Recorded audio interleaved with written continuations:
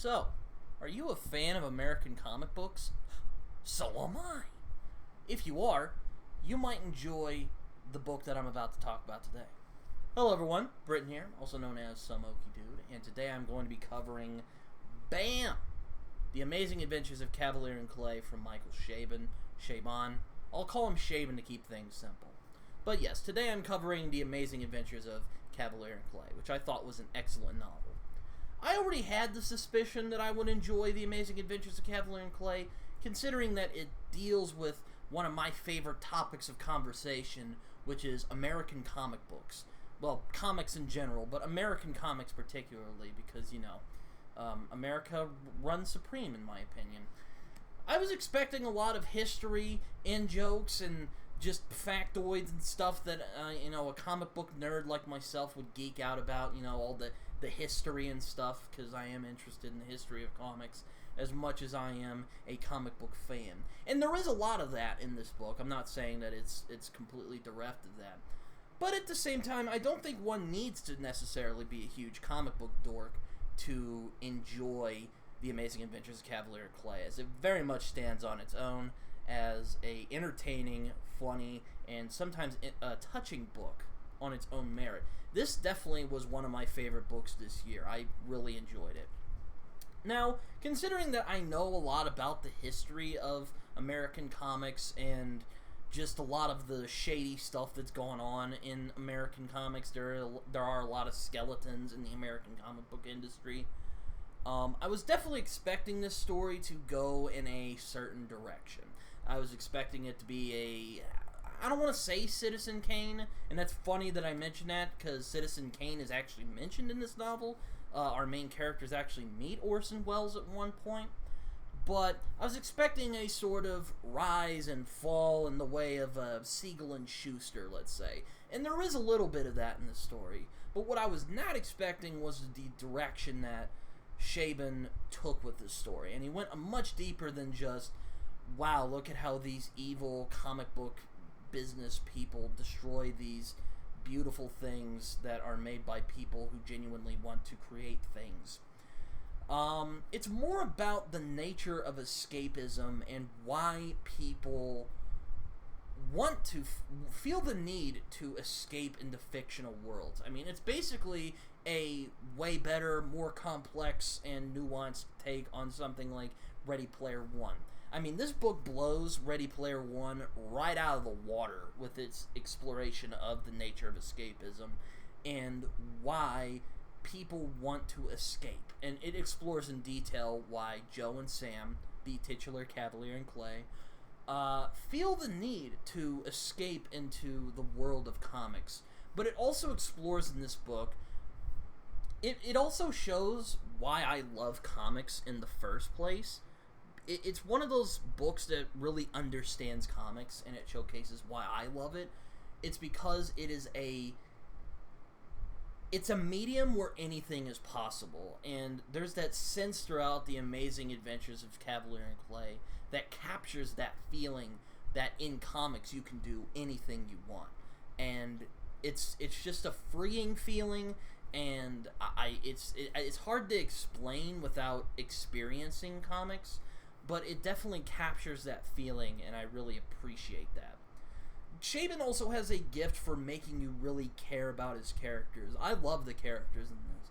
Joe and Sam were deeply compelling. They had very good reasons to do what they did, and Chabon always respected his characters' choices. But he doesn't coddle them. It's not necessarily a happy story, though it does have a lot of happiness in it. There is a lot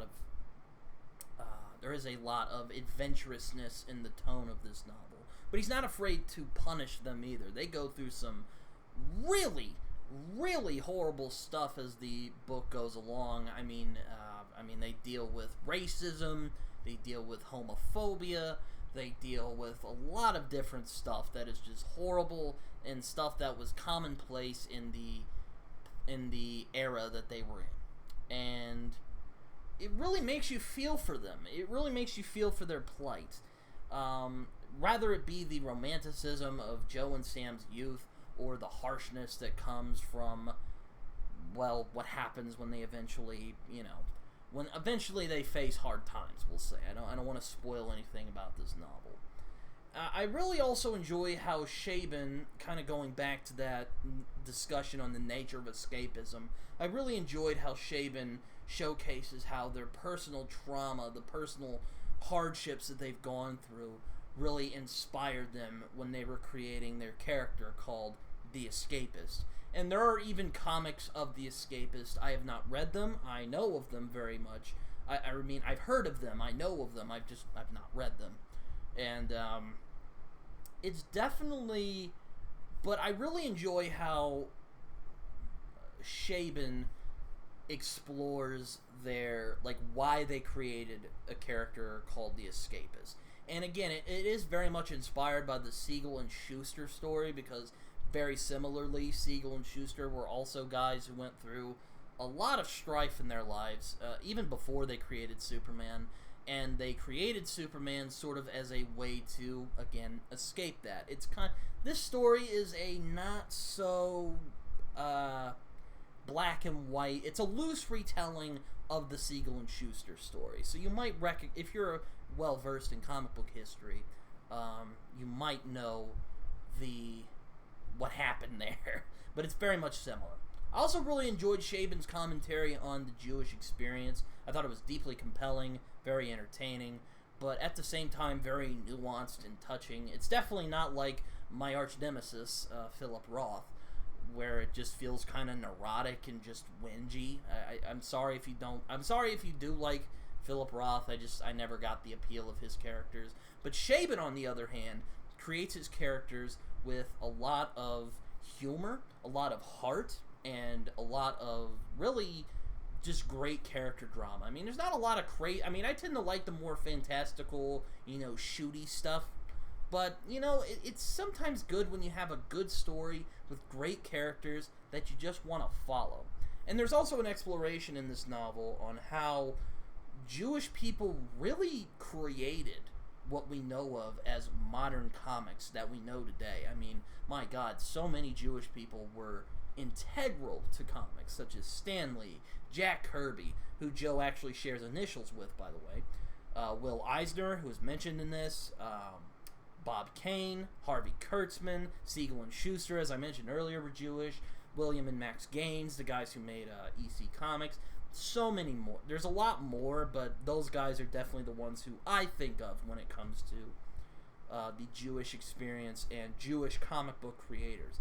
And it really shows just how influential Jewish people were when creating the American comics that we know today. I mean, Marvel would not be what it is today. I mean, I don't think comics would be what it is today, if it, at least in America, that is, without the work of people like Stan Lee, Jack Kirby, and Will Eisner.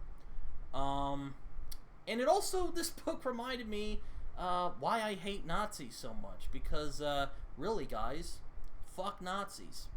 Anyway, I mean, I really enjoyed this novel. I really enjoyed it. I mean, it's such an easy read. I mean, it's a chunky boy, and I know that might intimidate some people, but it's such an easy read. Like, it's not that big of a commitment. I mean, it's again, thick boy, but it's not that tough of a commitment. The atmosphere is really well done. Chabon has a very good prose style. It's very clean. It's very easy to read. It's not too dense, but he captures the atmosphere of early 40s New York City and the 50s California quite nicely. It's just great stuff. Despite my enjoyment of this novel, and I really enjoyed this novel, this is definitely one of my top reads of the year. I did have some issues with this book that prevented me from making this just a pure masterpiece, in my opinion. And a lot of it has to do with the ending. Now, keep in mind, I am not saying that the ending of this book is bad. I do like the ending of this book, but there was this nagging feeling that I had as I went through the book that this probably, knowing the history of the comic book medium and knowing the history of American comics in general, I knew that if this were real, this probably would not have wrapped up quite as nicely as it does in this book. Now, while I said that Chabon does punish his characters, and he's not afraid to put them in immense crap throughout the entirety of this novel. There is a part of me that feels that the ending is a little too nicely, it's kind of too nicely comes together. There's not really that, there's not really a, how do you put it? Well, it just wraps up a little too nicely, and in all honesty, that did kind of bug me a little bit. Not too much to deter from the just fantastic experience that this book was, but it was just something that I noticed as I was reading this book, and I just kind of couldn't get it out of my head, so it definitely was a problem. Now, it's not like those across the river, where it just is like, you had this great thing, and you just kind of drop the ball there at the end. It's more of a, it's more of just like kind of a nitpick where I'm just like, if this were real, this probably wouldn't have ended as well as it did. But you know what? Fuck it. These guys go through a lot as this book moves along. So you know what? They deserve a happy ending, damn it. There's not really much else for me to say there. I suppose what my favorite part about this book is just the joy that comes from reading this. This was probably the most fun that I've had reading a book all year. I mean, it's funny, it's entertaining, there's a lot of great stuff in here, there's a lot of really touching stuff that I wasn't expecting, but this novel is infectious with its passion and the joy that comes from the subject matter. I mean, other literary novels of this type, it only wishes it could be as fun, as uproarious, as beautiful as this book is. I mean, really, it's I wish more literary novels, like mainstream books, were like this, because man, so good. It's just a beautiful story. It's a beautiful story, and I think it's one that comic book fans should read, but I think it's one everyone in general should read, because it's a beautiful story, and it's just a beautiful love letter, not only to comics, but to the joy that comes from creating something, and just the beauty that can come from creating something that might seem a little silly to some people. And it's just, I love The Amazing Adventures of Kavalier and Clay. I thought it was a fantastic novel, easily one of my favorite of the year, and one that I recommend other people should pick up. It's definitely a fun read, and it's pretty easy to get into. It's not a huge commitment. So yeah, that's really all I have to say about that. I hope you guys enjoyed this video. I really don't have much more to say. You can check me out on Twitter. You can find me on Goodreads and Letterboxd, where I write reviews that are probably more coherent than the ones you just heard right now. And you can find me on Discord. You can come talk to me if you want, and chat with me about books, movies, TV, whatever you want. Comics as well. But yeah, Amazing Adventures of Kavalier and Clay. Read it. Bye-bye now.